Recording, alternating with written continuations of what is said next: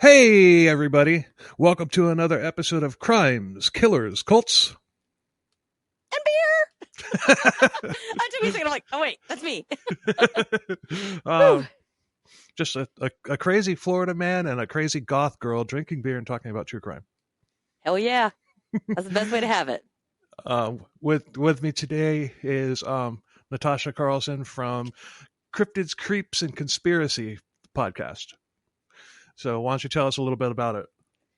So my show, we kind of do a whole bunch of things. So I have some where we just discuss cryptids, where it's the history, sightings, reports, that kind of thing, just to give you an idea of what is out there, and then kind of beg the question of what do you think? What could it be? I try to look at everything as an optimistic skeptic. So do you believe it? Do you not? But either way, I'm going to cover both sides and argue both sides and be devil's advocate. So we do a lot of that. Then we also cover haunted places. So I'll choose a place and we go over the history of the facility or building or anything in the area. Then we go over any dark history behind it, murders, whatnot. And then the current hauntings that are reported. And then if I have done investigations there, I will put in my personal experiences that I had there, or I'll have people on where maybe they investigated that place and we'll talk about their experiences.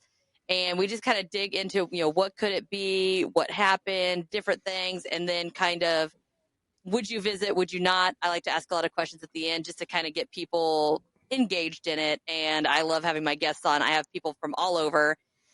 We've done alien abductions.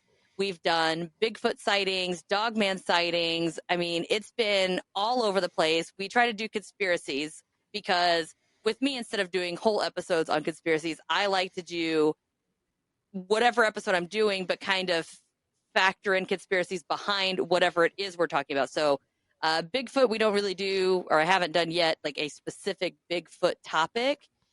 But if I have people that have sightings and encounters, I interview them on the show. And then I'll sometimes filter in like, okay, here's one conspiracy. What do you think about this? And I like to just ask questions and get people to be educated, aware, and just kind of think outside the box. Yeah. I personally have a lot of paranormal experiences myself and can do some really weird stuff. I guess I don't like to put a label on it, but people have used a bunch of different words to describe me.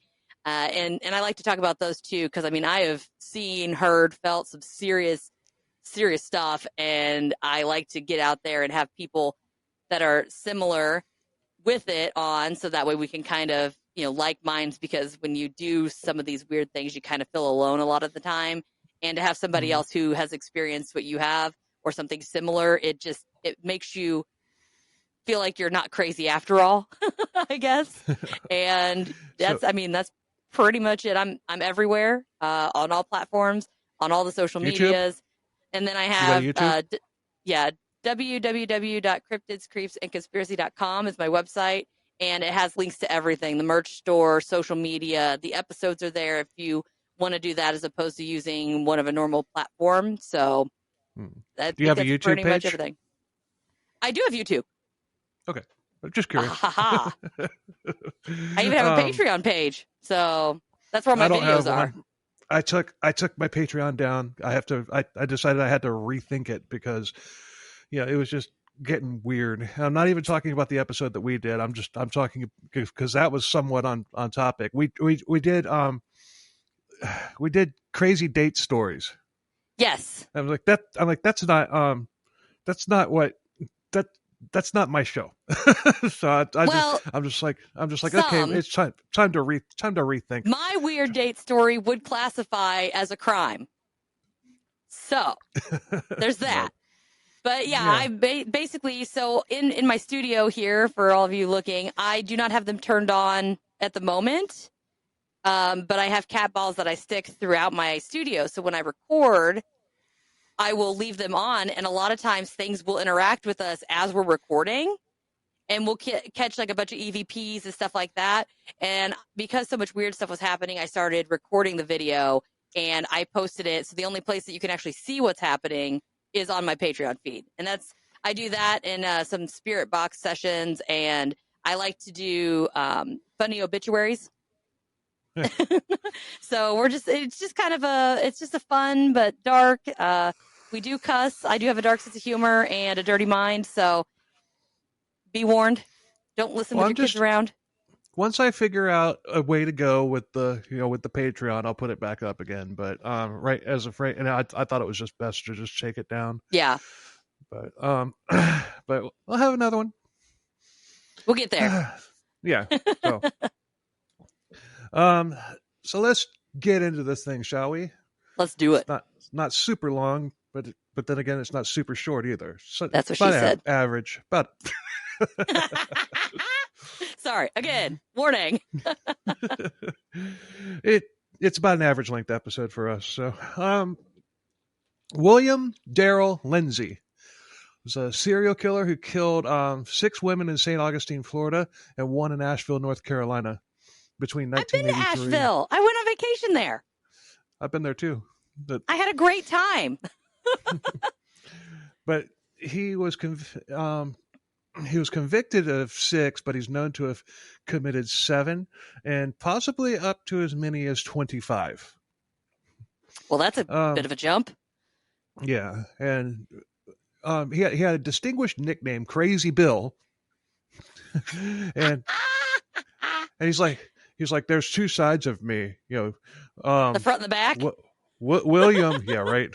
William is the good guy. Crazy Bill is the bad guy. Yeah, it's like, shut up, Bill. I'm just over here like, oh my gosh, now you're gonna be Crazy Bill. No, William is my middle name. Ah, it's okay. Everybody just calls me Natty now. I guess I just inherited a beer name. We're gonna pretend I didn't have to Google to figure out what exactly Natty Ice was. Ugh, it's gross, is what it is. No, I don't drink beer. Period. But yeah. But his killings were of the sadistic torture variety. Oh. He had an alter ego that he called Bad Bill, and like I said, yeah, but you don't get to choose your own nicknames; they have to be given to you. Well, it's a lot of serial killers get conceited and they make their own. They just throw a noodle at the wall and see what sticks. BTK. Mm-hmm. Oh my gosh! Like, get a life, dude. But this is a lesser known serial killer, and I don't know why. Because when I found this story, I looked on Spotify, and there are only 3 other episodes on him. Well, so, I mean, he's in Florida, and there's so much shit that happens in Florida. Maybe it just kind of whoop. Yeah, but this one's like, or this was insane. I wonder if, because you did say it was very gruesome and violent, maybe they didn't want to put it in the press as much. It's Florida. I know, but depending on what it is, they try to, I think, sometimes low-key put it on there because they don't want the details getting out. I don't know. I mean, they did Gerard Schaefer. He's a well-known one from Florida. Danny Rolling, Jesus Christ, and Ted Bundy. You can't get much more sick than them. So, well, everybody liked Ted Bundy because, well, everybody liked Ted Bundy. But I wonder if there was anything else around the same time that happened that might have kind of shifted the limelight away. You know what I mean? Could be. I mean, I don't know. You know what? I should have looked into that. I should have looked into that. Oh, well, I'm good at questions. Podcast foul. Party You're right. foul. I should have done that. I'm just like, it's like, oh, he wasn't very well known, and I didn't even look into why. So. And when did he operate again? 83 to 96. 13 years. So, but then again, that's a long period of time too. So what could have possibly been going on? It would have been what's going on in 1996, and there really wasn't anything. Nothing significant. So, Gary Ridgway. That's not in Florida, though. I know, but if there was something that happened nationally, it might have booted out the little Florida guy. Yeah. Who knows? Well, that was around 96. I think was around the time when Danny Rolling was in court. I'm not sure, but anyway, he married twice. Hiccup. He had 7 children. 7. Um, he was born William Armstrong Jr. on May 18th, 1935, to William Armstrong Sr. and Mabel Armstrong. And Sr. was a roofer, Sorry. and I couldn't imagine being a roofer in Florida. Jesus Christ. Well, some people, I can see it. Me, no. This girl does not like the sun. Me either. But they lived in Palatka, Florida, which is in the upper part of the peninsula between Jacksonville and Gainesville, but it's in the center of the state. I know someone from Gainesville. My ex-husband. I don't think he's a killer. Well, maybe not. Fun fact. In Palatka, there is a external fuel tank that was built for the space shuttle on display at the entrance to the marina there, because that city sits on the St. Johns River. Ooh, I know who outshined him. Huh? I think I know who outshined him. Who? Dahmer was caught in 91. Yeah, but there's still 96 when he got caught. I don't know. I mean, Dahmer's already still huge. I can imagine it'd probably last more than a year, right? I just did an interview yesterday with a man who wrote a book about the probability that Dahmer killed Adam Walsh. Really? Yeah. And that book. Oh, I know what did it. What? 100%. Ready? December 26, 1996. Joan Benet Ramsey. He was and that was arrested nationwide. Huge publicity. Hold on a second. Let me go to the end here. You might be right. Because that is the very end of 1996. And there was also Olympic Park bombing in 96. Yeah. Tupac was shot down in 96. Where is the date? No, that's 93. I mean, he was this something else. I can't find the date that he was arrested. Oh well. We'll get there. Not soon enough. But sorry. On August 18th, on August 18th, 1935, tragedy struck, and they were in a car accident, and John and Mabel were killed. William was, just 3 months old. He was banged up, but he was unharmed. I'm wondering if he got a head injury because he was only 3 months old. And some reports say, what year was that again? 35. Oh, and they probably didn't even really have car seats then, right? Mm-mm. So that's really like a miracle. Yeah. Depending on how you look at it, considering how he turned out. But okay, true. He was only 3 months old, but some reports say that this was a attempt by his father at a murder-suicide, but put a knife in that. Well played. I feel like if you were going to murder-suicide, you wouldn't do it in a car. Unless you lived in a place that had a cliff. True, but I feel like if it was a cliff, the baby would have been hurt a little more than that. This is Palatka, Florida. There's no cliffs. Oh, I don't know anything about Florida. Except it's hot and sunny. There's no cliffs. It's mostly flat. There's some hills in the center of the state, but anyway, a couple from St. Augustine, Cecil and Darrell Lindsey, they had also just lost a baby boy, and they adopted William, and they changed his name to William Darrell Lindsey, and the couple had 2 other children, two girls and a boy. The sources here for this are Evil Lives Here documentary, season 5, episode 8, a little bit of Wikipedia, and some Murderpedia. Murderpedia. That's the best name ever. Cecil, excuse me, was a hard worker. He was also a well-known semi-pro local actor in town, and he was a favorite locally in St. Augustine. He was cast in a lot of plays. Yeah, he was popular, a legit local celebrity, and I looked for articles about him, but I couldn't find any. I was hoping that St. Augustine had an old, like, 100-year-old playhouse that was still open, like some cities like Cocoa, Florida has. But I Well, couldn't find anything. sometimes those older records, given the year that it is, they didn't do a lot that were on anything that you could find online. You would have to go to the place, go to like the courthouse or whatever, and get into their records. Or get a Like the little flippy subscription, things. or get a subscription to newspapers.com, which I've been meaning to do. Oh. But I'd feel really stupid if I get blasted with responses saying that there is an old theater that's still open. But all I'm really saying is that I've been to St. Augustine quite a few times, and I don't remember seeing one. It wouldn't surprise me if there actually is one there, though. But I wasn't looking for a play, so go ahead, make me feel stupid if there is one. In Florida, right?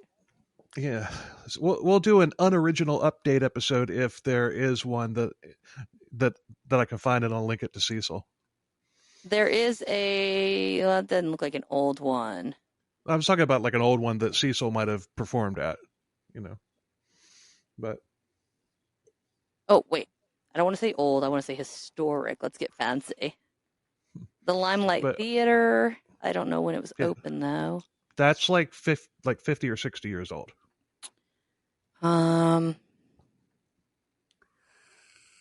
Performing arts. Let's see here. I don't know. It does say, I looked and I couldn't find one. It's in the historic district. Yeah.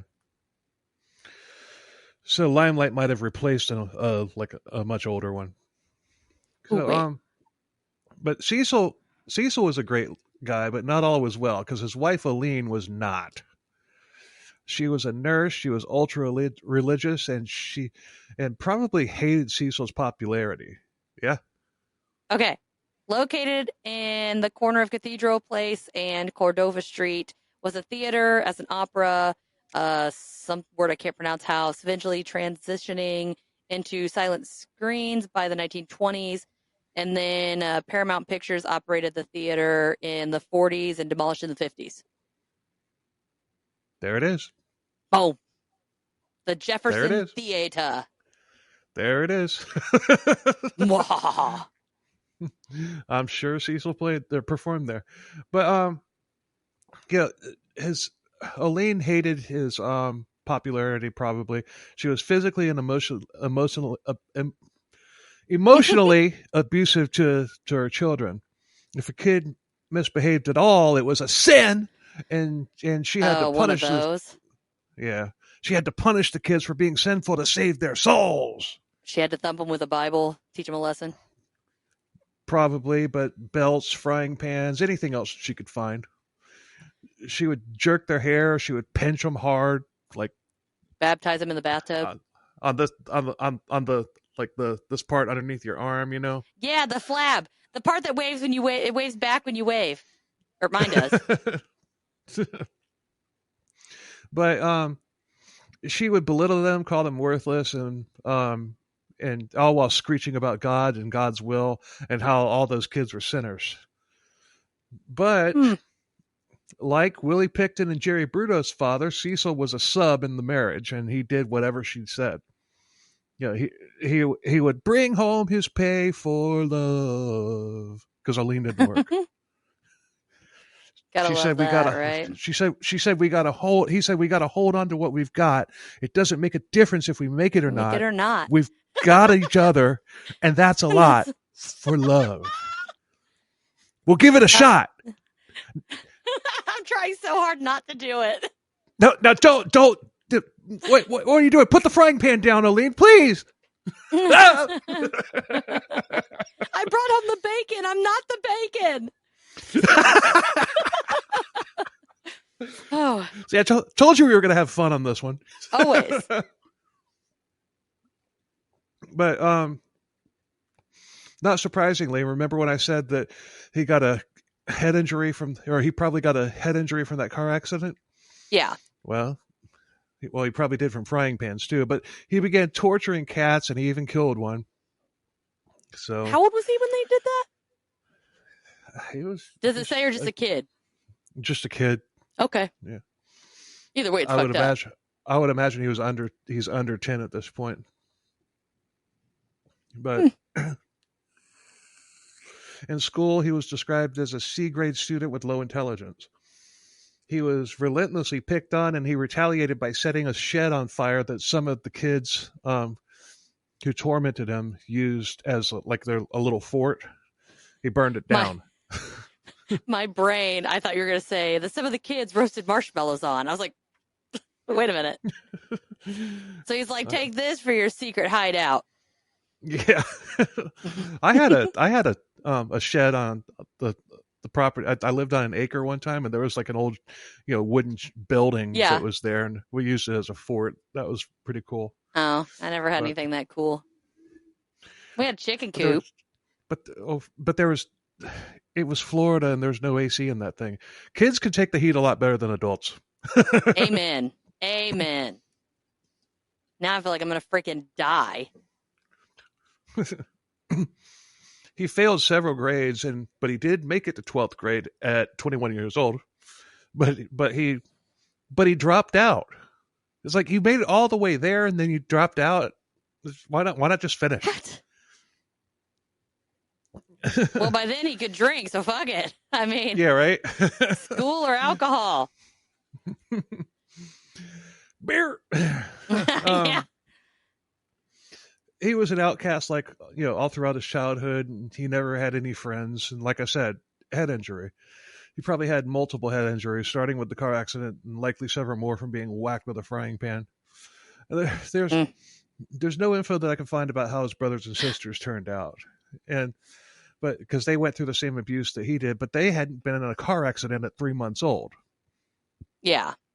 Now, I will say, since you did mention in the beginning that he has two sides and he refers to one as the other and one as another one, it is fairly common, I believe, for children that are violently physically abused and emotionally abused as a child for them to develop this split personality type thing as a coping mechanism.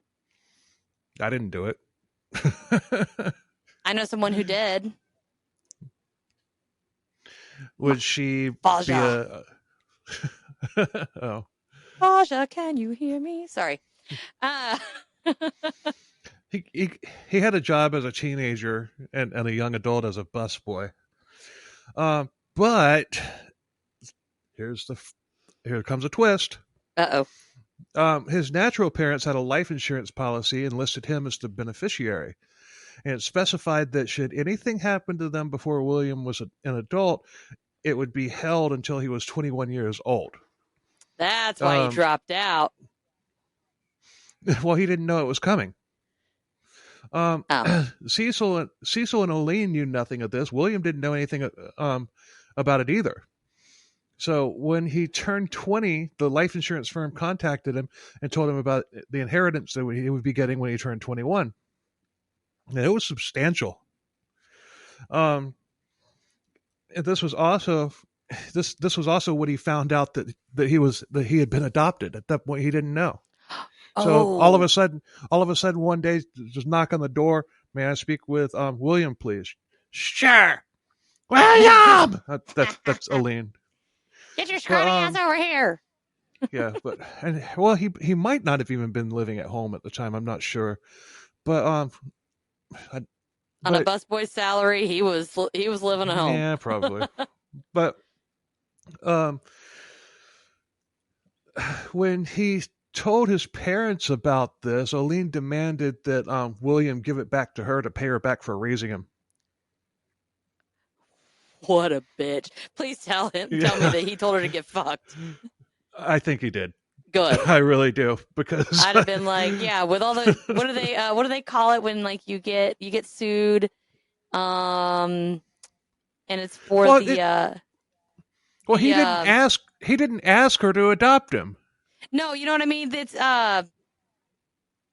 like the stuff that's not a physical injury, but like mental anguish. Yeah. I'd have been like, you owe me money. Yeah. Well, if he hadn't moved out yet by that point, he did that day. Well, Yeah. when he turned 21. Yeah, that probably is why he quit school. Mm-hmm. Yeah, you're good. My mind works in mysterious ways. You're probably exactly right. That's probably why Yep. he quit at 21 rather than finishing. He's like, I'm rich. Who needs it? And every 21-year-old has like, well, not everyone, but a lot of 21-year-old boys have no concept of how long that money is going to last or should last. Well, I think it was $25,000 back in the 50s, Damn. which would have made it about 500 grand today. Damn. So yeah, if he had invested properly, he could have lived on that, but Making it rain. yeah. Well, he blew it. He did blow it. But he then got a job at a typewriter factory in Palatka. I'm guessing that he just wanted to get away from St. Augustine at that point. Yeah. And since his parents lived in Palatka, he's like, okay, let's just go back where my actual parents went. But he found a better job at a paper mill there in Palatka. There's like 3 paper mills. There's at least 2, maybe 3 paper mills in Palatka. There's even a factory that makes sheetrock too. So Palatka doesn't smell very good. It's a very manufacturer strong industry. Mm-hmm. It is. Okay.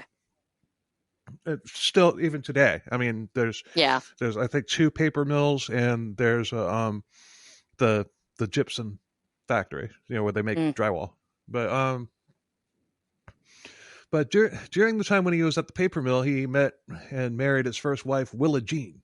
William married Willa. Willa, you marry me? Yes, William, I will marry you. Willa, do you take? I can just see the freaking minister up there getting tongue-tied. Willa, do you take what? Willa, you promise? Wait, what? What? Somebody bring me a shot. Yeah, or 2. Bring me the shot of holy water. Yeah. So this was 1958, and he was 23 years old. So 9 months later, they had a daughter, Beverly. Well, they didn't waste any time. Nope. Willa Jean was a party animal, though. She was a wild child and definitely not mom material. She was always at the bar. She slept around constantly. William also had occasional ED, erectile dysfunction, but and whenever it happened, Willa Jean would belittle him for it, but put a knife in that. That's the worst. Because that's gonna help. Yeah, it's like, you don't. If you've got that, there's already something going on. So making fun of the guy is just going to make it even worse. It could have solely been something that was psychological too. It doesn't mean that it was physical. I mean, if you think about it, and you consider the fact that he was so mentally abused for so long, and physically, she's then treating him like garbage, he might have just psychologically not been able to do it. Oh well, she makes Aline look like a saint. Oh, but yeah, and at this point, you're kind of in the mindset of feeling sorry for, you feel sorry for the kid, not the adult, but well, at this point, he's not done anything wrong, right? That we know of. Yeah. But the couple would fight and split up constantly, but they would always get back together. Toxic. But after Beverly was born, William joined the National Guard, and that was when the monster inside him began to rear its ugly head. Likely being likely a result of being in such a toxic marriage. He started partying. And here's a weapon. Go kill something. And I feel like there are some people that the only reason they are not serial killers is because they have not gotten that initial taste of blood. Right. If they ever were to get it, they would not be able to stop themselves. True. I agree with that. Yeah.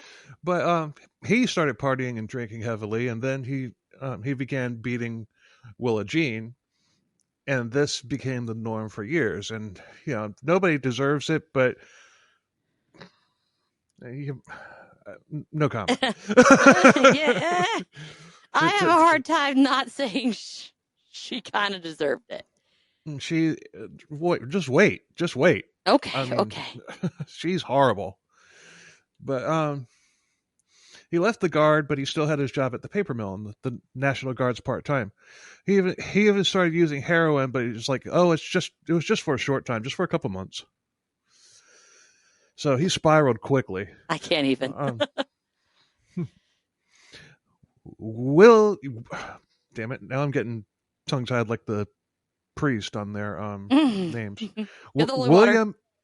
William and Willa Jean had a total of 5 kids, and she would flip out on them and leave. And sometimes she would tell the kids that she didn't love them anymore. Other my times, gosh! Other times she would try to take them. And, when she would leave, which William was like, "You're not taking these kids." Yeah. And his kids actually looked at him as the good guy, trying his best to hold the family together. Yeah, I mean, it sounds like it. On the surface, that's exactly what it was. On the surface. Willa would take an attitude that if she couldn't have the kids, nobody would. Nobody could, yeah. The next time, then the next time she would say that she didn't want them. It was just back and forth. It's one time she wants them, next time she doesn't. And she was using them as a weapon. Yeah, exactly. That's all it was. They weren't children; they were a weapon. Right. But one time during a particularly bad fight, Willa Jean was trying to take the kids, and William wasn't letting her, so she pulled out a fucking gun, saying that she would kill the kids if he didn't let her take them. This is in front of the kids, too. Finally, William wrestled the gun away from her, and Willa Jean left. And this incident made William a hero in the kids' eyes. Oh, well, I mean... Not to mention, if you have somebody threatening the children and then wanting to take them, what the fuck do you think is going to happen to those children if that person takes them? Oh, I know. No, I mean, they're already dead. Yeah, he's on the surface doing the right thing, but there's other things going on.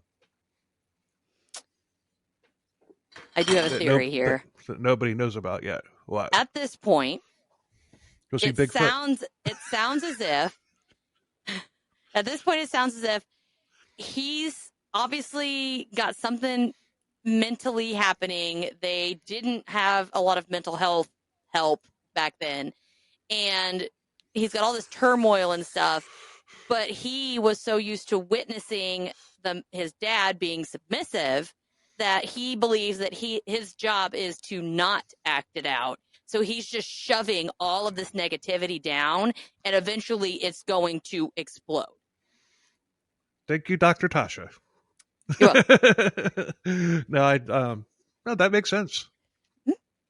But one night, Willa Jean managed to get the kids in the car, and William tried to stop her, but she got away, and she took the kids to a cabin in the Ocala National Forest. If you don't want to be found in the Ocala National Forest, you won't be. You won't? How the hell did this lady get a cabin if she had no job? Maybe a friend owned it or something. Didn't really say. Oh. But maybe she's squatting. That's possible. But she had them for a couple of months, but somehow William found them. Yeah, and he took the kids home. They got separated, and William got full custody of the kids. But as usual, they got together, but not for long this time. It wasn't going to last. It was almost over. The kids looked at William as the good guy, and Willa Jean as the bad guy. They wouldn't know that William was the bad guy until much later. But there were signs. Oh, you have been watching those shows on cable television. Evil Lives Here. Isn't that what it is when they're like, but there were signs? Mm-hmm. My husband loves that show. that's where that came from. Yeah. Because I used that documentary for Yeah. for I know for you said at the beginning, so I was like, oh, well played. yeah. I used it for the it's not really a story about him. It's a story of the kids. Which is why I don't like that show. You don't get any of the good info. Oh no, there's good stuff there's good stuff here. I like Forensic Files because you get all the details. But I was able to put together a pretty compelling episode off of the other stuff too. This just added to it. So, one time they were all in the car, kids were bickering. The documentary said that they were driving to Jacksonville to take the oldest daughter, Beverly, to an Alice Cooper concert. That is awesome. They didn't make it there though. Oh, no. But it was almost awesome. Anyway, rock on, rocker chick. Yeah, I'm like, yeah. William got pissed because the kids wouldn't stop bickering, and he intentionally crashed the car. Wait a minute. Do do do do do do do. Mm-hmm. Nobody was killed, but 3 of them were hurt and had to be hospitalized for injuries. One of the girls had a concussion. The son, the only boy that they had broken both of his femurs. Ow! Oh, ow! Wow. The femurs broke how? Were they fractured or were they like sticking through the skin? Like it didn't say. I'm hoping they were just fractured. But it said that he had to be in it's more painful, I think, to fracture it than to actually just snap the whole thing in half. Just so you know. I'll take your word for it. Mm-hmm. William had broken ribs, and his side of the story was that he had fallen asleep at the wheel. It's kind of hard to fall asleep at the wheel with 5 bickering kids. Unless you have narcolepsy or something. Yeah, but he didn't. Yeah, true. Willa Jean said that he had crashed on purpose, and she blamed him for it. And she knew that William's dad had done the same thing, but the police didn't believe her because of how many times they'd been out on domestic violence, domestic calls. I was like, oh, this bitch is just crazy. Yep. Don't cry wolf, y'all. Yeah. So William was charged with aggravated assault for this. It didn't say if he did any prison time or anything like that.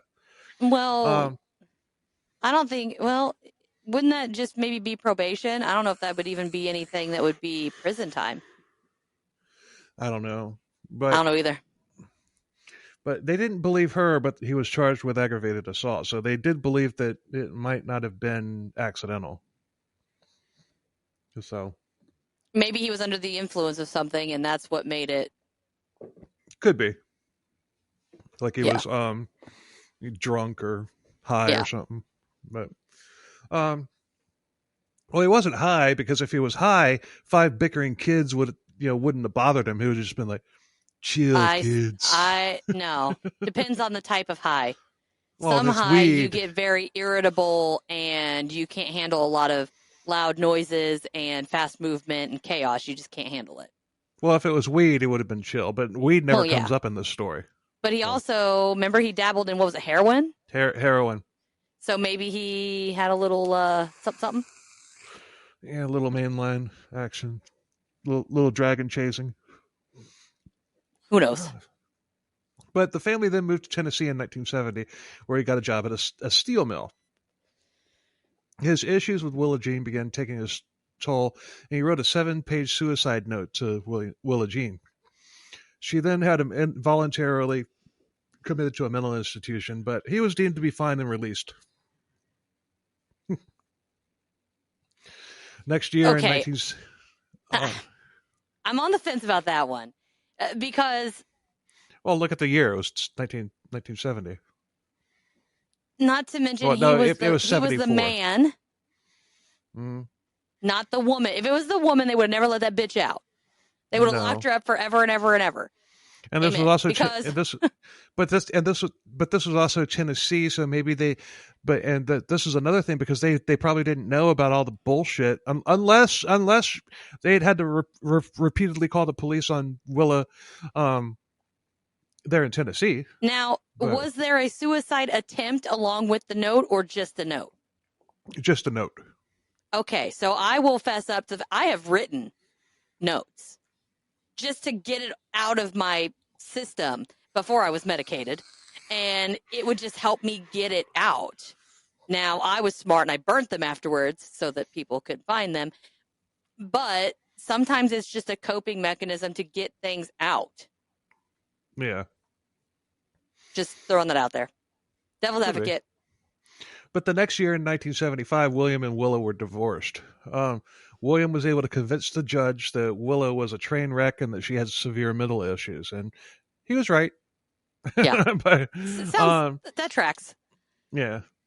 He was awarded custody of all 5 kids, and William and the kids moved back to St. Augustine. William didn't waste any time. Later in 1975, he met and married his second wife, Annie Laura, and he adopted her 2 sons. Now, initially, she was the polar opposite of Willa Jean. She didn't drink, she was the happy housewife, and the kids liked her. But that didn't last long because her facade faded about a year after they got together. Well, 7 kids will do that to you. Well, yeah. But William, it didn't help that William was bouncing around from jobs and everything. He was fired a lot for stealing from the company that he worked for. He had a poor work ethic. But before too long, the vicious cycle of fights started again. But with Willa Jean, there wasn't really any real physical abuse like constantly, or it was like an isolated incident. It was mainly just a bunch of screaming. Because when he wrestled that gun away from her, he could have just pistol whipped her, but he didn't. He just basically subdued her, or shot her. Yeah. But I think the only reason he didn't was because the kids were right there. So True. there's good in him at this point. We don't know if he has started killing yet. At this point, we don't know. He probably did, but well, I don't know. We'll see. I'll wait till I start hearing about the motives, and then I will make a decision. But soon, William began abusing Annie. His daughter Robin would say that he had rage in his eyes that hadn't been there before. It was like he wanted to rip her apart.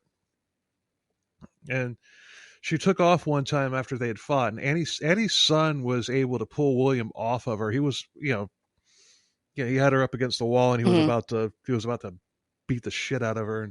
And her son was a teenager and was able to pull him off. But so she took off, but when and William went off after them, after Annie. And when they came back, Annie was obviously injured. She put an ice pack on her neck, and she was unusually quiet. And it's not known what happened when they were out, but based on what we know about his murders, it's likely that he strangled her. Mm-hmm. One time, one of the girls was doing laundry, and she found a shirt and pants that belonged to William that had blood all over them. When she asked him about it, he got mad. He's just like, "I cut my finger. Don't worry about it." But there's way too much blood there for it to be a finger cut. Yeah, that's a little sus. Mm-hmm. But they believed him because, like I said, he was their hero. He had rescued them from Willa Jean. And that's understandable. But he would up and move the family frequently. In addition to Florida and Tennessee, they lived in North Carolina and Virginia. He would never say why they were moving, but I have my suspicions. Maybe there was a witness. Well, I will refrain until I know more about the stuff. He also had a new car every year, and they didn't have that kind of money. But wherever they went, they would always find a church. William insisted. In his warped mind, he probably thought that would cancel out rape and murder. People liked him. He was an upstanding citizen. He would help out people. Nobody had a clue of the dark passenger that was riding with him. Does it say what kind of church? Just said churches. I'm guessing probably Baptist. Oh, I was thinking Catholic. There's a reason why. All right, why do you think it was Catholic? Well, just in general, it's basically whatever, no matter what it is that you do, throw in some Hail Marys and you're Gucci. I Once again, literally knew a guy and he went out and partied and did whatever he wanted Saturday night because he said that as long as he went in Sunday and repented, he was fine. sound logic makes sense. Makes perfect sense to me. Baptists, I feel, are a little more strict. Right. They are. So, Um, One time when his daughter Robin was about to leave on a date with her boyfriend, William pulled him aside for a chat. Come on in here, Sonny. Let's have a chat. Let's have a talk, man to man. When the boyfriend came back, he was quiet. When they went on their date, Robin had to pull it out of him what he had said to her, or what he had said to him, and he told her that William had said that if he stepped out of line, he'd kill him. He'd disappear, and nobody would find him. Robin's just like, now we're going to pretend that my mother has not had that same exact talk with people. well, your mom's not a serial killer that we know of. But she literally was at the time. If you just take out the fact that he killed people whenever, that conversation, I've known it to happen. I would give the same talk to any hoochie that wants to take my son on a date. But what she's doing here is she's telling like these are the signs. I mean, she found clothes with blood on them and all that stuff. So these are the signs. It's just like, she convinced the boyfriend that that William was just messing with him because once again, this is dad, but knowing what we know, he wasn't joking. Well, yeah, maybe. We'll see what the timeline is. It's whether or not he's already murdered at this point. Oh, I know he has, and we're going to get to that at the end. Oh, okay. Actually, yeah, he has. This is after 1983. So okay. I don't know. I don't think anything of it, but that's just me.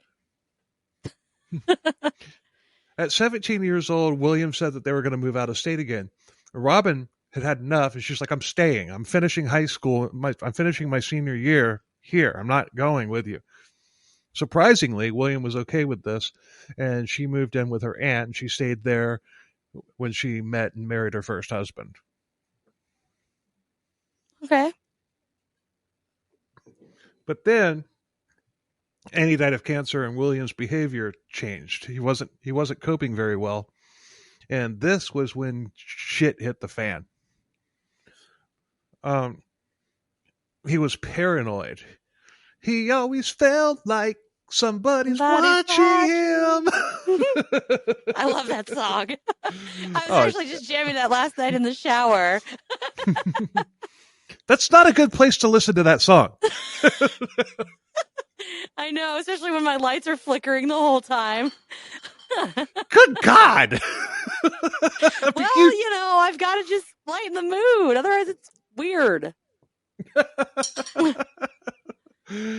Oh, my God. It happens every time. Almost every single time I'm in the shower, only one set of the lights flickers. Well, and it stops when I leave. You know how they have those TVs that you can mount in the shower that are like waterproof and stuff? Oh yeah. I'll tell you one movie I'm not going to watch if I have one of those, and that's Psycho. Yeah, I've not actually seen it. Oh, well. I don't watch scary movies because I'm a chicken shit. There's a shower scene. I know you've heard the shower scene. I know the shower scene. And I'm like, I know, I see enough people that are no longer with us that I don't need to watch scary movies to have any weird stuff. Like, it already happens. So by now, they were back in North Carolina, where Robin and her family lived in Asheville. One day, they had left the state and then come back to North Carolina because where they had gone, before where they were before was Asheville. So one day William came over with a gift for Robin's kids, and take a guess as to what it was. I don't know. Which one did it go? Hold on. Which one did it go to? Huh? Robin. It just occurred to me that that her name is Robin and his name is William. My brain was going, how does that have anything to do with Batman? My brain was just off in comic land. I don't know. You'll never guess. A coffin. A little less ominous, but a lot more creepy. And I think that was a pretty redundant statement. A little less ominous. Nah. Oh. It was a blonde Dolly Parton style wig, and it was kind of disheveled. And it was, for the kids to play dress up with. He said that he had won the wig in a drawing at the mall, and the kids did love it, but it was horrifying because we know where that wig came from. Was it an actual wig, or was it like a self-made wig, if you know what I mean? It was an actual wig. Okay, at least it was an actual wig and not like a Ed Gein wig. Mm-mm. Okay. No, it was an actual wig. But like I said, his targets, his victims were prostitutes or sex workers. I keep forgetting we're not allowed to say prostitutes anymore. Say whatever you want. It's a night walker. Who knows? Sex workers. But to me, you got to distinguish the difference, because if you just say sex worker, it could be a prostitute, it could be a stripper. It could be all kinds of stuff. A lady of the night. That's my favorite. And I know people probably get bent out of shape, but to me, that just sounds cool. If I was a prostitute, I want to be called a lady of the night.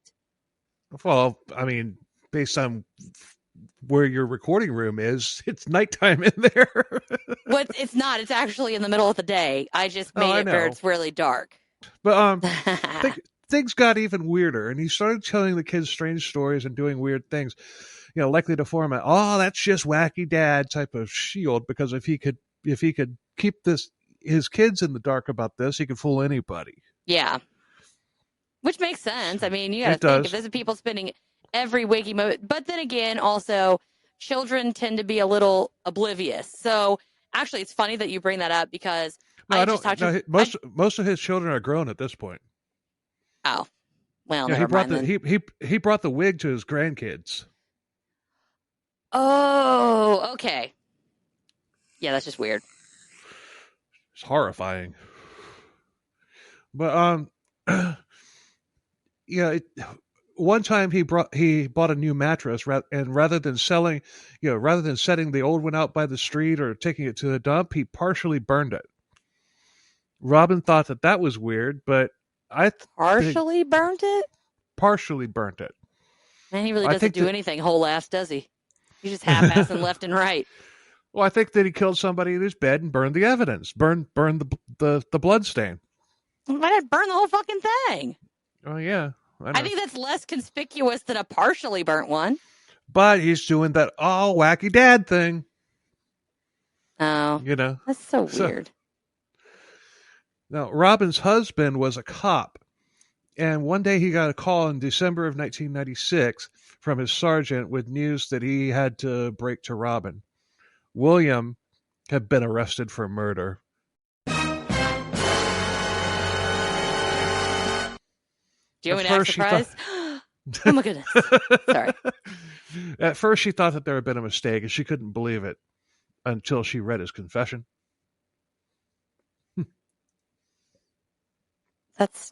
This was William's final murder.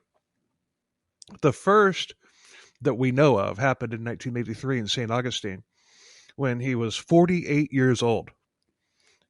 Most serial killers start in their 20s or early 30s, and I think you'll agree with me and with my thought that he had been doing this before. He was already Just violent. because most start young does not mean all start young. This guy was doing it before. He was already violent, and he had already been using the services of sex workers for years at this point. There's a seedy area of St. Augustine that was known as Crackhead Corner, and it was at the corner of Volusia and West King Street. Crack-addicted sex workers, drug dealers, and pimps hung out there. Crack Corner. That is the best. Crackhead Corner. William was a regular customer, both of the sex workers and the drug dealers. And at this point, he was hopped up on cocaine, meth, and alcohol. He had a reputation as being a mean John, but that didn't stop the women from going with him, though. He had money, and he started going there pretty soon back after going back to St. Augustine in 1975. Is this when he was still married to the second wife? When did she die? Hold on, let me go back up. I'm wondering if there's a gap there. Hold on, let's find out when the second wife died. Hold on, let me scroll back up, scrolling back up. Oh, 17 years old. When Robin was 17 years old, Annie died of cancer. So is that the oldest? I'm not even sure about that. No, Beverly's the oldest. Oh. Robin is the subject of that documentary. Oh well. There's always women who go missing, in this type of a setting, but sex workers usually go unsolved if a body isn't found. Yeah. Two of the women that William confessed to killing were never found, and we'll get to why. But William Lindsey has some serious Willie Picton vibes. Yeah. He's Willie Picton light, if you will. So put a knife in that. And I also have a hot take that we'll get to at the end of this episode. All of his victims were sex workers, druggies, some of which had criminal records. He was convicted of 7, but he claimed 20 to 25. 2 of the victims that he admitted to, like I said, were never found. No, 2 of the victims that he was convicted of were never found. His first known murder was 24-year-old Lisa Haley, and she had been drinking at the Tradewinds Lounge in downtown St. Augustine on October 9th, 1983. There, she met up with Lindsey, and this is what he had to say about it. When we left the Tradewinds, we drove to the A Street ramp and down onto St. Augustine Beach. We had intercourse, and she wanted $300. I said $50 is all you're going to get. This started us fighting. I strangled her, and I took her body down to Passetti Road, and I dumped her in a borrow pit there. Okay, for starters, get your money before you open your legs. Discuss price before they get the merchandise. And if you're getting $300 a pop, man, I need to change my job. Yeah, if you're getting $300 a pop, you should go to Vegas. Yeah. But a borrow pit is basically like a man-made retention pond where like woods, where like dirt and stuff is like built up around it. Yeah. Kind of like a huge, kind of like a big lake, like Lake Pontchartrain or Lake Okeechobee that has levees around it. Yeah. So that it's a much smaller version of that. So, but I had to look it up because I didn't even know what the hell a borrow pit was, and I live in Florida. so it kind of reminds me of you're borrowing a man-made peat bog. Is what it reminds me of. Could be, but they basically bring in like from a dirt quarry to build up the the thing around it. So I don't know why they do that. Maybe it's to keep the gators out or keep them in. I don't know, but I don't know. I'd never heard of a borrow pit before I started researching this episode. Yeah.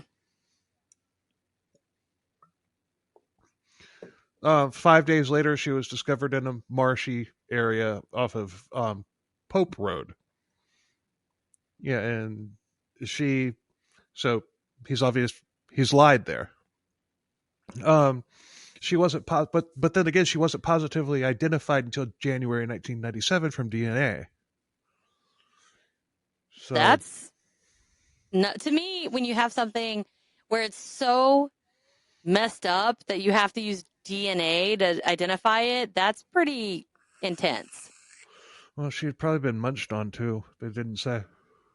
Well, I mean, you would have assumed. Oh wait, never mind. I was thinking dental records, but probably not the best method.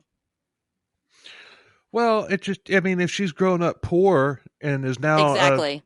yeah, she's. I mean, I probably don't know a lot of sex workers that actively go to the dentist every 6 months. Right. I mean, I don't really know any sex workers anyway, but just a thought. Well, if you're on the street and you're strung out on drugs, there's a very good chance. You can't afford to go to the damn dentist. You don't have insurance. Right. So yeah. The next one was 27-year-old Anna McQuaig. She got into Lindsay's car at the corner of Ribera Street and King Street in downtown St. Augustine somewhere around 7 p.m. on November 29th, 1988. A county worker discovered her mutilated body floating in a borrow pit near St. Augustine Beach the following morning. And yes, he said that he thought that it was a mannequin at first. It's never a mannequin. I have a shirt that says that, and I wear it all the time. It's never a mannequin. There's never a shortcut. It wasn't fireworks. Yep. One of these days, I'm going to have a shirt made with all of that. Those three, and then anything else I can think of. What is the other one? It's like, so my mom was talking today because she said that she was at like Walmart and there was a woman who her car broke down or something and she needed a ride home. And I was like, rules, mother. I was like, help no one, stop for no one, and don't look back. Yeah. It's like, dude.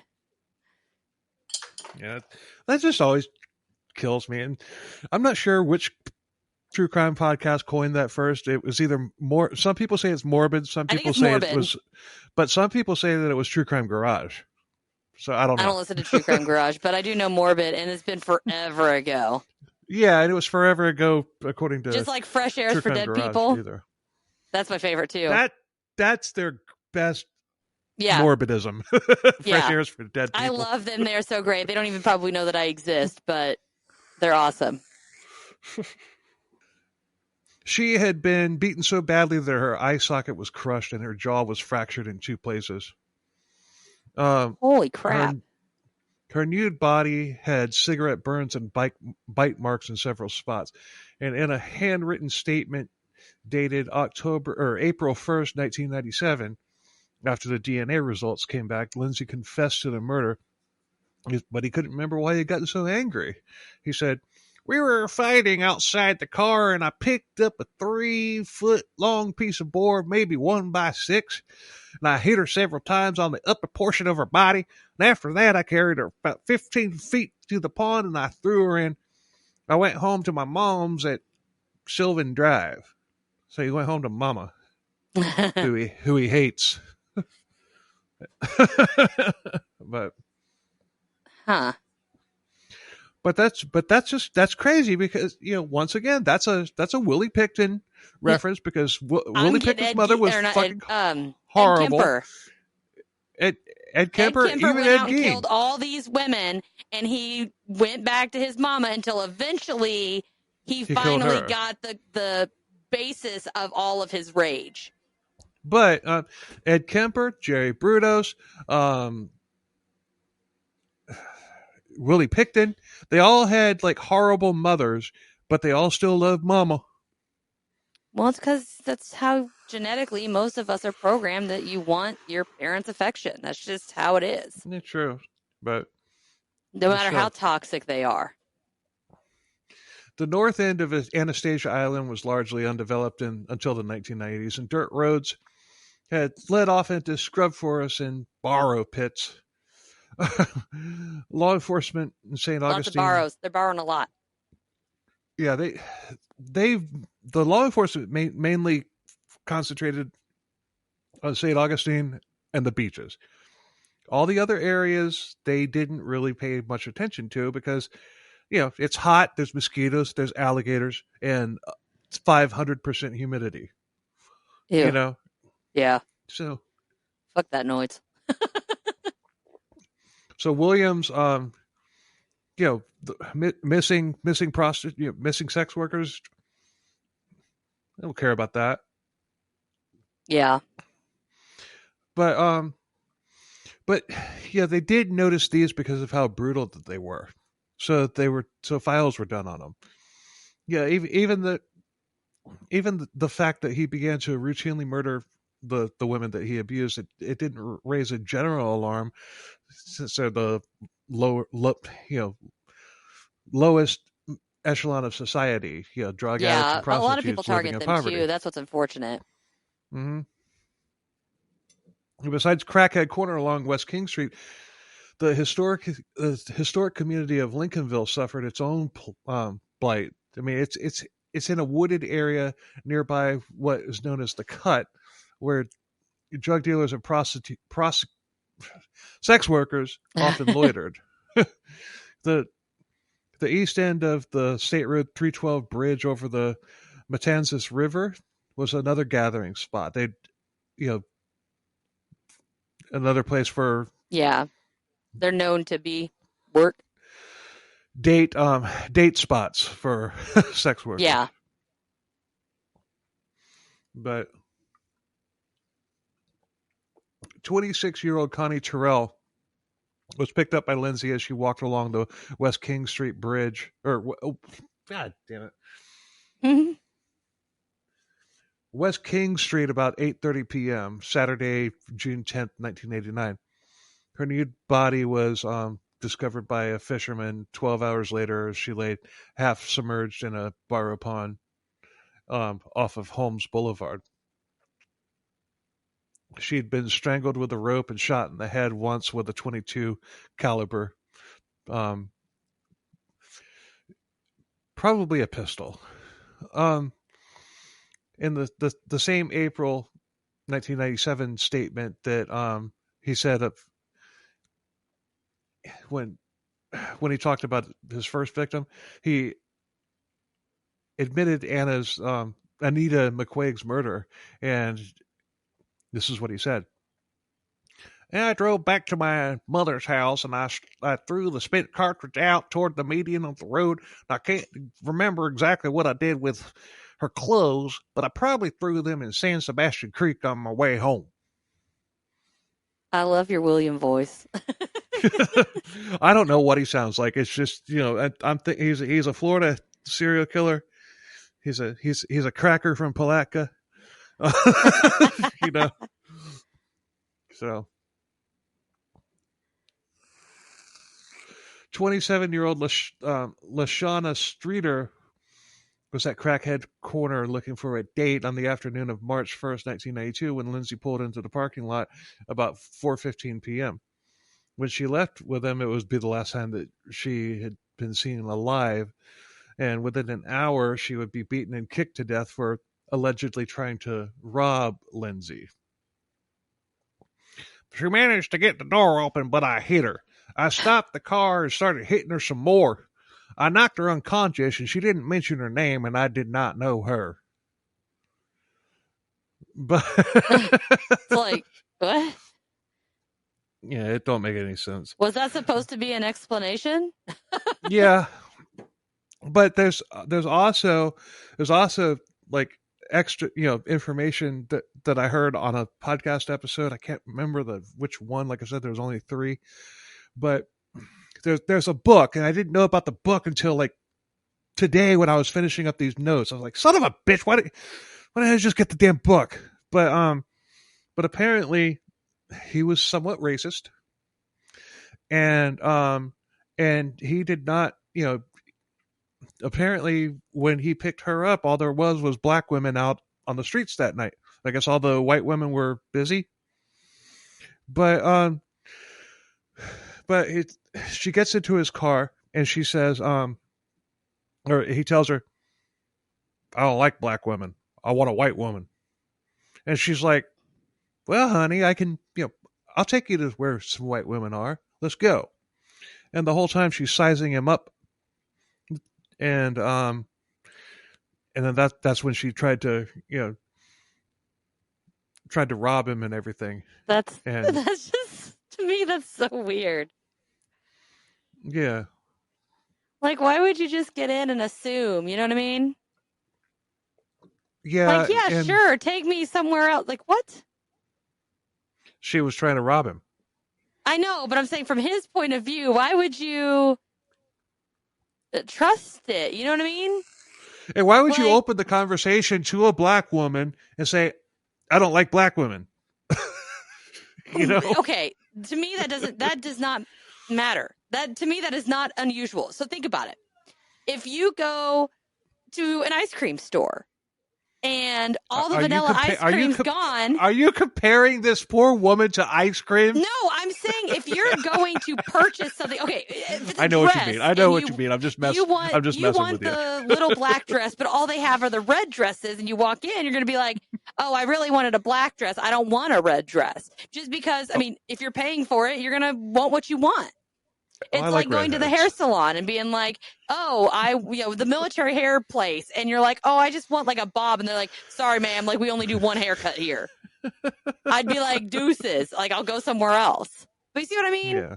So to me, if you think of it from a transactional standpoint, you want what you want. And a lot of times the women, I would assume, understand that. Kind of like, I'm a freak of nature. So if I were out there on the street and somebody wanted a ginger, specifically a ginger, they're not going to settle for a blonde or a brunette. They want a red-haired girl because some people are weird and they really enjoy my hair. I know that's weird, but I like how you really injected yourself into it at the end of there. Hey, I was trying to use it as an example, and it's the only thing I have going for me. If you want a short, chunky, red-haired girl, I'm your gal. But if you're going in there looking for Amazonian woman, you're not going to pick me up because I'm not going to get your jollies off. You know what I'm saying? See? Well, I do like redheads, but I don't think that your husband would approve. No, that would probably be frowned upon. But I've decided there's two types of people in the world: people that don't care what hair color is, and people that absolutely are just all about redheads. There's really not much of an in between. Although I had a hellish experience with a redhead. Yeah, some of us are a little crazy. Anyway, but her body was found 10 days later by a local. Well, let me just mosey on over here. It's just that was all funny and everything, and I was just. And then it just came out. Found. It's like, okay. No, I wasn't laughing at that. I was just laughing at our previous conversation. It just hit me how fucking funny that was. It's like, oops. I'm just trying to say, I mean, although a lot of people would look at him. Now, if it was he only wanted African American women and he didn't want somebody who was white, nobody would think anything of it because he just wants what he wants. Yeah. I don't know. I've dated several black women in my life. Some people are a little more particular about what they want. People are people. The way I look at it. Funny story. I was dating this black woman back in the early 2000s, and I just started dating her, and I had a friend. He's like, I don't have a problem with black people, but I'm just not attracted to them. Yeah. So I have friends that are African American, and it doesn't bother me. I'm just not. I'm not sexually attracted to them. He's like, I don't know. He's like, I don't know when. He's just like, don't have a problem with you dating her or anything like that. I'm just saying I couldn't do it. So I looked at him. I said, "When's the last time you got laid?" He's like, I don't know. It's been about 4 or 5 months. I said, I got laid this morning. To me, though, it's I don't. Have you ever tried to have sex with somebody you're not sexually attracted to? Yeah, it doesn't work very well, especially for a guy. Exactly. It's all dependent on what it is, and it has nothing to do with really. I mean, necessarily even a woman color. could have sex with a man that she's not attracted to, and that's why they can't. That's probably why there's a lot more female sex workers than there are male. No, it's because more men are willing to pay for it and women aren't. All right, fine. Just saying. But just shoot my analogy to shit. And, well, I'm just throwing it out there because to me, I totally disagree with that. I could not just sleep with anybody. It's not how You're it not works. A sex worker. You're not a sex worker. Well, it has nothing to do with being a sex worker. This is just an in general thing. I mean, we were saying, sex workers enjoy sleeping with everybody they bring. No, they don't. They don't. Dick, and Harry. John, Dick, and Harry. They don't. No, they don't at all. And I understand that. But what I'm saying is, if a woman's not attracted to a man, but there's for some reason let's just say there's a financial incentive to do so, it's a lot easier for a woman to sleep with somebody that they're not attracted to than it is for a man, because if a man's not attractive, something is not going to you work just mean properly. like as far as, because I'm saying it could happen, but I'm not going to get anywhere. I'm not going to get what I want out of it. Right, but still, I could lay there and take it, I guess. if a man's not attracted, he's going to have a hard time getting it up. Okay, I guess you have. Well, I mean medicine for that, but I'll understand what you're saying. Anyway, hashtag, but I digress. Her body was found 10 days later by a local man. He was taking a shortcut from State Road 207 to Old Moultrie Road across from what area residents call Quinny's Land. I don't know why. But laying just off a dirt road called Old Dairy Farm Road, she had been partially undressed and hidden under some broken branches and debris. So not in a borrow. No. I swear I'd never heard that term before. So I really. Next was 32-year-old Cheryl Lucas. Yeah, she had flagged Lindsey down around 2 a.m. at the corner of Palmer and King Streets on the night of June. A night of June 1995. They had gone less than a block before she also grabbed some money off of the dash and bailed out of the vehicle. She ran down the railroad tracks toward Crackhead Corner, but Lindsey caught up to her, tackled her, and crushed her skull with a pry bar. Probably something that he found on, alongside of the railroad track, and that's. No, I mean that one sounds like, because these are two different ones. It almost sounds like instead of cornering them and just doing whatever he wanted, now he's kind of adding in that chase factor, like the hunt. Mm-hmm. The last couple ones. So it's like he's kind of tweaking what he wants to see, because maybe the first one was an oops. He didn't realize the girl was going to mug his ass to take off, and no, he did it anyway.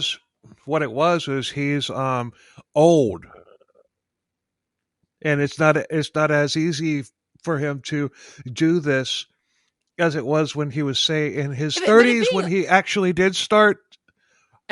If he's being old is this factor, then they should be getting away because he can't fucking catch them. Because let me tell you, when you're a spry, probably thin, I'm assuming not an old person to be a sex worker, you're probably going to be a little faster than an old guy. Well, okay, let's compare something here. Okay, I'm 50 years old. I have bad knees. I have a bad ankle. I have a bad hip. I'm not going to be running anybody down. So he had to have been in considerably better shape than I am, and I'm still, I'm still strong, I'm still functional or anything, My husband's stuff almost like that. 60 and he can It's just, still run. it's just everything hurts, but Yeah. but he would have had to have been in much better shape than me in order to be able to even run somebody down, somebody that's 32 years old, like Cheryl Lucas, Yeah. Her body was found several days later by boaters at the Moultrie Creek boat ramp. So I'm considering something, and I'm debating whether or not I want to show you a picture of what I want to do. Go ahead. You can cut it out if it doesn't Okay. fit. I want to do like horror themed pictures. And I thought that was pretty cool. I'll leave that in, and yeah, let me know. For those of you listening on audio only, she just showed a picture of like a woman with a big booty with a tea-back on, but she's like Freddy Krueger. A Freddy Krueger sweater that's red and green, the hat and yeah. the claws. It's like a horror themed, almost flirting with erotica boudoir photo. Yes. Yeah. Boudoir or whatever. Yeah, and there's a feedback form on my website, so you can leave me feedback. But I totally intend to. If I get these done, I will totally see if I could talk somebody to let me post them. Because I have somebody who takes photos. So we'll link to your website and here's another one, but I don't think I should do that one. I can cut that out. I probably should post that one. Show me. I can cut it out. Show me. What's wrong with that? There's nothing wrong with that. There's a whole lot of... When you know what I've got going on up here, trust me, there's going to be a whole lot more hanging out there. Oh. Because I actually have something that looks almost just like that, and I've had it on before. Okay, well, to me, the first thing I thought was 3 of the masks from Halloween 3. Silver Shamrock. Not seen it. Don't. I'm telling you, I don't get out much. Oh, that's right. You don't like horror movies. Yeah. But. Well, it's not that I don't like it. They don't like me. I have horrible nightmares. Being an empath, watching a horror movie is not a good thing. William also pled guilty to the murders of 32-year-old Jonatha Hale and 48-year-old Diana Richardson, and their bodies had never been found. Jonatha went missing in April of '93 after spending the day with Lindsey at his trailer on Master's Farm. On the drive back to King Street, when he was dropping her back off, she told him that she was HIV positive. Oh. Lindsey said, William said, I started planning to kill her, and when we got to the end of the paved road, I just stopped the truck and started beating her. I hit her with my fist about 6 or 7 times, and she went out completely unconscious, and I went into the woods about 30 feet along the bank, and I threw her in the creek. Crick. Threw her in the creek. Throw her in the creek. There you go. The Scream one. So, I just feel like, I guess I would be more aggressive because, there's nothing saying for sure that he would have gotten it, right? It just means that he could have gotten it. What that tells me is that he practiced safe sex. Oh. Yeah, because he didn't catch it. He didn't catch it. Well, okay. I will say it doesn't guarantee that every time you have intercourse with someone that's got something, that doesn't mean that you're going to 100% get it. Right. I'm just saying if you're going to be murdering them and throwing them in some sort of water, you probably are not going to give a shit whether or not it's wrapped up. But he didn't have HIV. He was not HIV positive. I know. I'm just saying he could have slept with somebody who was positive and you just got lucky and didn't get it that time. Yeah. But at the same time, when he's like using the services of these women, at this point, the women don't realize that he's going to kill her. So he probably was using a condom. Wait, did you say that she said that after they did the deed, but before he killed her? Yes. Okay. Well, in that case, it might not have even been true. She might have just been saying that. Yeah, I don't understand why you would, but still, I don't know. I don't understand why you would say that, but still, I mean, it could have been. Well, think about it. For starters, typically, if you do have something like HIV, there is a record of you somewhere. They're going to know. They could track you. See what I'm saying? But her body was never found. But maybe to her, she thought it was kind of like her low key way to say, people know. They know me. Yeah, but that's kind of a bad way to do that, though. After you've just had sex with somebody. Well, it depends on what he said. At what point did he, you know what I mean? Because we don't know. We weren't there. Yeah, true. He might have insinuated something before, or maybe it was, I don't know. Maybe he did it once and then he was going to try to take a second round and not be safe about it, and she mentioned it. Yeah, could be. Just throwing options out there. Yeah, could be. But she was never found. But put a knife in that. Diana disappeared.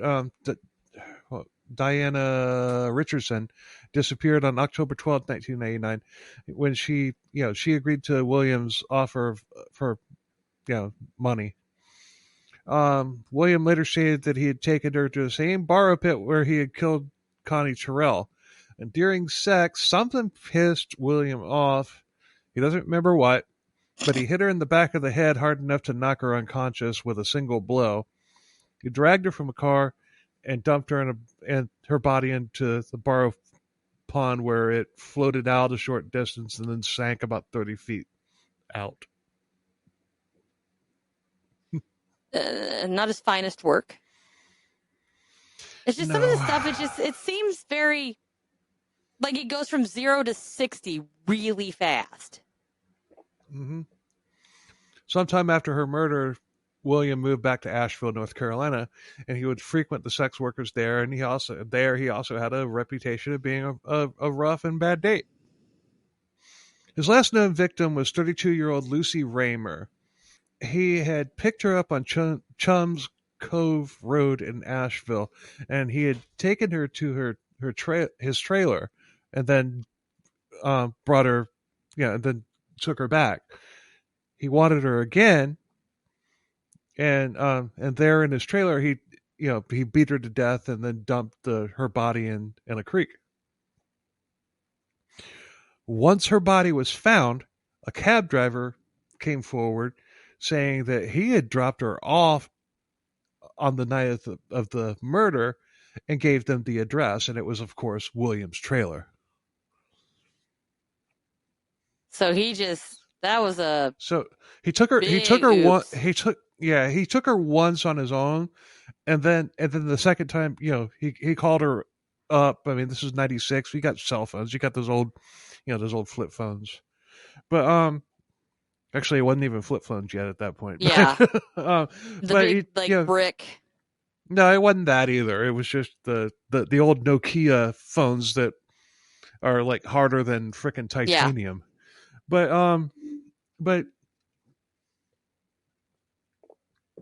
so he called her up and she took a cab to him the second time. He was arrested and he confessed, but once they started looking into his background and saw that he had lived in St. Augustine, one of the police officers there in Asheville, or one of the detectives there in Asheville, knew a cop in St. Augustine. And so he knew about a string of unsolved sex worker murders there, where the recovered bodies had been brutally beaten and or strangled. On a hunch, he called in and got the files for these murders. Good old-fashioned hunch. Mm-hmm. Got William linked to 5 unsolved murders 3 states away. So I have a theory about that. So to me, I don't think there's like hunch. All right. I guess it could be considered a hunch, but maybe that person had some sort of ability that he just, because back then you don't, I mean, still to this day, I mean, I don't go around telling like everybody the stuff that I can do, but I know things before anybody says it or before it happens or whatever. But I just call it, a guess. But maybe he was a little empathic or something and was No, able to do that, because otherwise it just doesn't make sense to just be like, have a well, hunch. no, he knew a guy. He knew a Yeah, guy in I St. knew a guy Augustine. that knew a guy that knew a guy. But No, still, he was friends with a guy who lived in St. I Augustine, a know, but I'm police saying officer that lived in St. Augustine. it's not, I don't feel like it's enough information for him to just have a random hunch. You know what I mean? Well, hunches are what solves cases. I think that it's not just considered a hunch. I think there's something going on that they either refuse to acknowledge or something. Maybe. Just saying. We'll go with maybe on that one. Okay. But William confessed to killing 8 drug-addicted sex workers in more than a decade. And he said that he imagined that he was killing Willa Jean on each one. And he would later take his kids to these crime scenes to go fishing, to relive it with his kids along. This was similar to that fucking wig. He would later say that he had killed 20 to 25 women. He was tried and sentenced to life in Asheville. And he was then extradited to St. Augustine, where he was tried. And on July 9th, 1999, he was sentenced to 30 years in prison.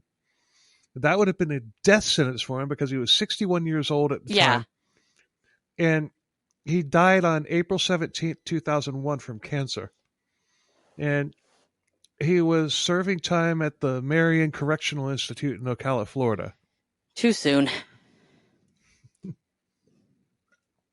Well, it depends. If he was living it up and he wasn't too worried about being in prison, then not soon enough. Now, because, I mean, to me, like I said, string him up, faster ticket to where he's going, and he's going to burn, and the faster we can get him there, the better.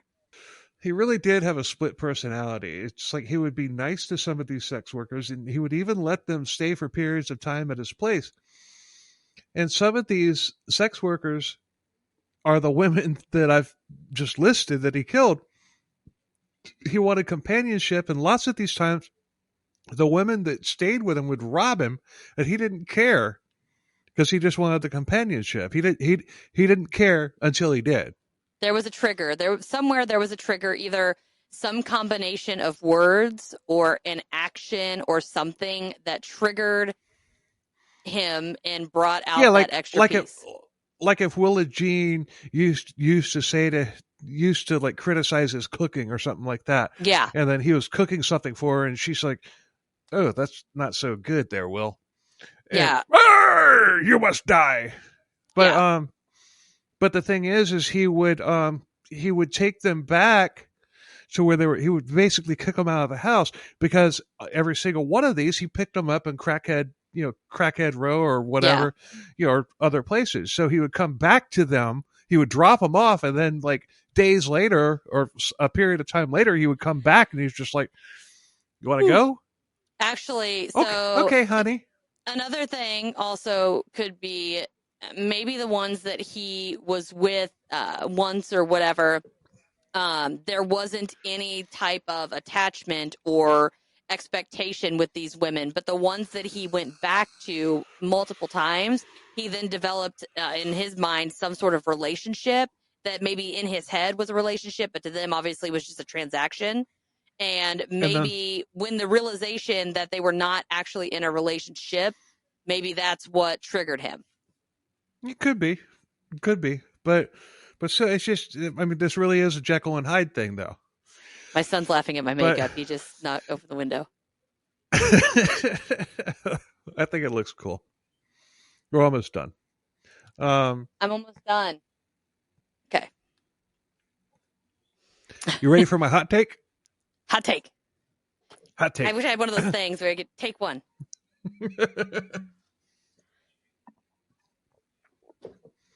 I don't think that Lucy Raymer was his only murder outside of Florida. I think that his number that he claims of 20 to 25 is accurate. I think he had victims in Tennessee and Virginia as well as North Carolina and Florida. I also think that he has a lot more in Florida. Remember, 2 of his victims were never found. And the But he places that admitted to them. yeah, he did. But there's others that he hasn't, that haven't been talked about. Maybe he didn't remember the name.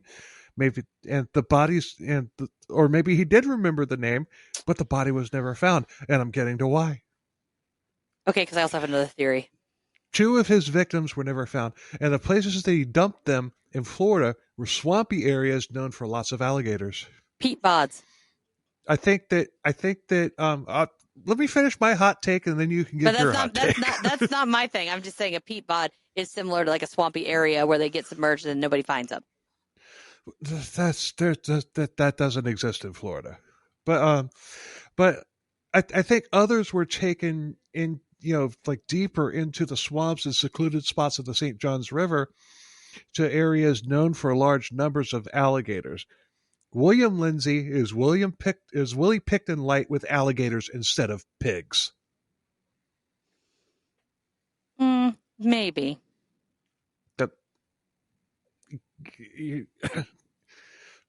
There's a reason why. That's what I believe. Just so you know, there are peat bogs in Florida. Where? To be specific, in East Central Florida. It's actually considered America's leading bog body site. 168 people, including men, women, and children, were buried there. Where? That East Florida is like over 300 miles. The east coast of Florida is over 300 miles. Peat bogs grow 6 inches per 100 years. I haven't found like it exactly. It just says eastern. Like there's there's like a section that's a peat bog. Where though? Because like I said, we're talking over 300 miles of East Florida. What? From Miami to Jacksonville, you're looking at over 300 miles.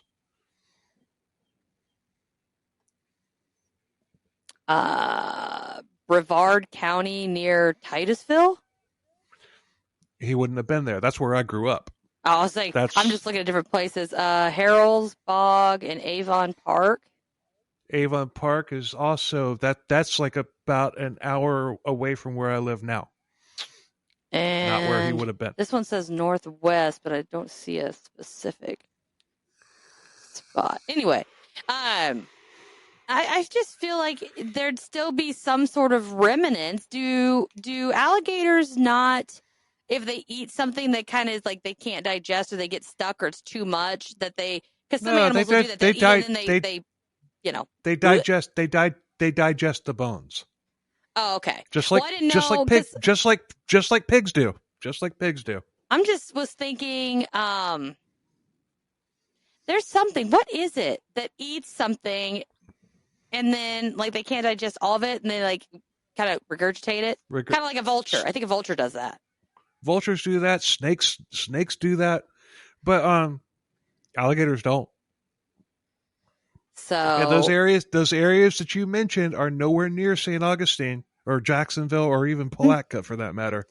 And then two, as far as his numbers go, if he has multiple people in his head, some of the named people and some of the unnamed people might be the same people if he was going in and out or triggered at a certain point in their interaction. But he could only kill him once. But he wouldn't remember. We're only talking about 2, though. We're only talking about 2. But if you said that there's, a reported like 20-something, but only 6 are confirmed. I'm telling you, he was feeding women to alligators. Well, maybe some of them, but maybe not all of them. I know someone who literally, when they get triggered and they flip that switch, they threw lamps and broke things in the house and would do all these things. And then when he would wake back up and be the old him, he would not remember anything. He'd be like, why the hell is the lamp broke? I know this because I grew up with it. He fed them to alligators. I'm not saying all of them. I'm just saying, to me, if there's only 6 or 7, and now if these 20-something that he had, are they all people that he said, or are these ones that people think maybe, but he hasn't actually confirmed it? No, all of the ones that he was convicted of, he did. There was one more. He was convicted of the 2 girls that weren't found because he confessed to it. Yeah, I'm talking about the ones between 6 and 20-something. But some of those would have happened in Virginia. Some of those would have happened in Tennessee. The bulk of them probably happened in Florida. Because I'm just saying, if there are ones where people are like, oh, he could have been these people. I think there's unsolved cases in Virginia and Tennessee and North Carolina that were him. Not very many. I think he did the bulk of his killing in Florida. I just don't know why he wouldn't have just admitted to it. If he admitted to the other 2 that the bodies weren't found, why would he not just admit to all of them? I mean, he's screwed either way. Well, life's life. Now, granted, if it was the Tennessee one and Tennessee, say, had the death penalty, I could understand not admitting to that one. But if it's another... Tennessee does have the death penalty. Yeah, but what about the other one? North Carolina has the death penalty. Okay. But I was just thinking, I mean, that's a big gap. I think Virginia did at the time, but I think they've since taken it off. Okay, because I was just thinking, now it'd be more realistic if it was 100% he admitted to, say, the 6 and 7, but he was maybe accused of, say, 10. That's one thing. But if for it to go from 6 or 7 to 20-something, that's a big jump. Not necessarily. Especially because there were other people operating out of certain areas over the time frame that he could have been doing it. I feel like it's just one of those things where, who was it? Damn it. Bill, was it Ray Lucas or something? Where they just started throwing all these cases at him. No. See, he didn't give any specifics about these other women. Other than, he might have known a name or whatever, but he wasn't saying, yeah, I did this one. He wasn't pointing to like unsolved cases that were on the books where they had a body. He wasn't pointing to that. That's what Henry Lee Lucas did. He was only pointing to those because they threw it at him. He had no idea until the cops brought it. Right. What William was doing was just like, I killed others, and he was giving details about them, but there was no case, there was no there was no nothing. They did that, he fed them to gators, and because of the fact that they were sex workers, they just there's no record of them. He fed them to gators. He's Willie Picton Light with gators instead of pigs. I'm just thinking maybe some of them, but maybe some of them weren't, but they might have ended up with the same fate. I just feel like if you have an environment where it's that easy to do that to a human being, odds are he's not the only fucking person doing it. It's kind of like the mob when you find somebody in the river with, cement blocks on their feet. Probably not. But at the same time, I believe his number between 20 and 25. I believe it. He fed them to gators. We will just agree to disagree unless I have more information and unless he says 25 names that he admits to doing, then I just will say that there's probably not that high. Let us know what you think in the comments. Yeah. I'm not saying he's not a monster, because he's definitely a monster. Yeah, let us know what you think in the comments. Did he kill 20 to 25 and feed a good chunk of them to gators, or did he not, like Natasha here is saying? Hey, I'm saying there might be some. I'm saying there might be some that he didn't admit to, but not 25. Maybe 10, 12 max. Because at that point, if he's willing to give you information on bodies that weren't even found, then he's probably not hiding a whole lot from you. No, I believe it. So, only time will tell. Can an alligator eat a whole person? Yes. Or do you have to like cut them up? I guess it depends on the size of the alligator, right? An alligator will rip a person apart. Oh yeah, they do that little rolly thing, don't they? Yeah. I just find it hard to believe Anyway. that they would get every single teeny tiny piece and have absolutely nothing left behind. Well, there'll be stuff left behind, but you know what? Fish and turtles will get that. Oh my God, can you imagine you see all these fish and they're just like, they choke to death on fragments?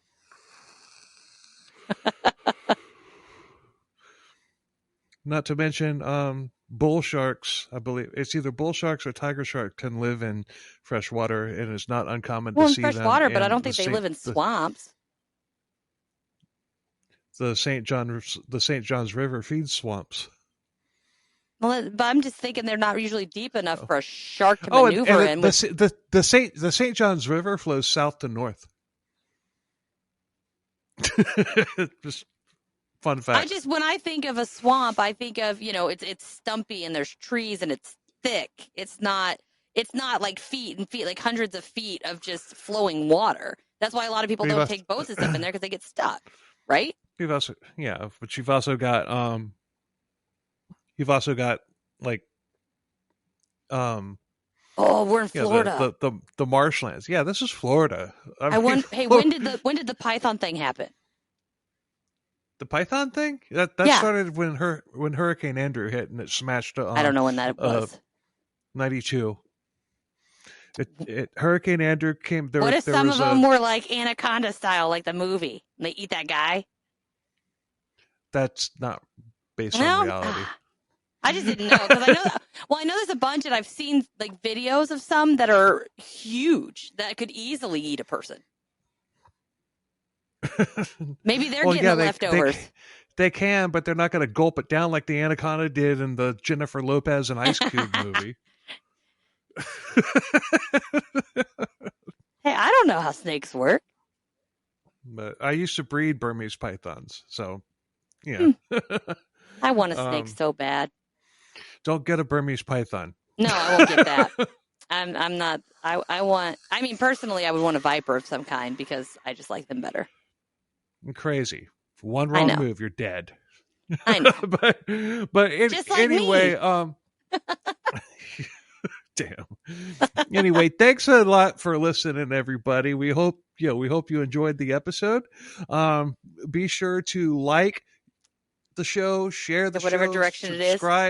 Subscribe, comment. You can comment on YouTube, you can comment on Apple, and you can now comment on Spotify. So hook us up, hook Cryptids, Creeps, and Conspiracies up too. And thanks to Natasha for sitting in. Now I'm gonna have alligator nightmares. And definitely check out her podcast as well. And until next time, later. See ya.